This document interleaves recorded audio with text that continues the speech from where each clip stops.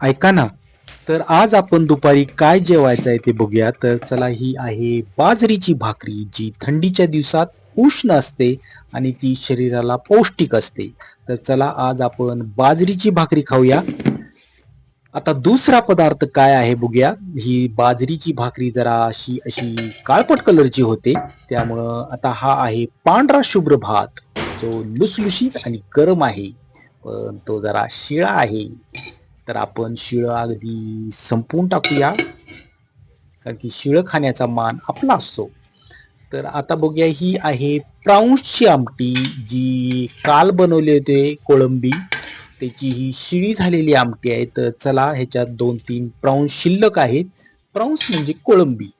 आणि हा मस्त आलेला कट आहे. तर चला, आज आपण लाईटमध्ये घेऊया, कारण की उरलेली बाकीच्यांसाठी ठेवूया. तर कोळंबी आपण सगळी संपवलेली आहे. हा बघा किती छान कट आलाय. शिळी झाली की ती अजून छान आणि एकदम मस्त टेस्टी लागते. असं म्हणत म्हणत सगळी कोळंबी मीच घेतलेली आहे. आता घरात ते ओरडणार की आपल्याला काही ठेवलेलं नाही, स्वतःच तेवढं खातो.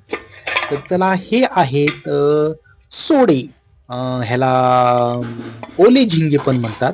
हे गोलम्याचे मोठे भाऊ असतात.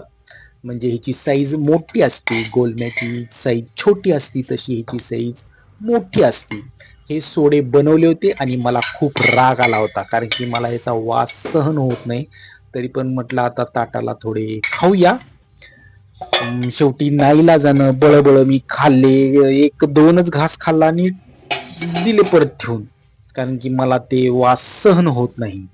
तर चला, ही आहे आपली रेसिपी. Thank you.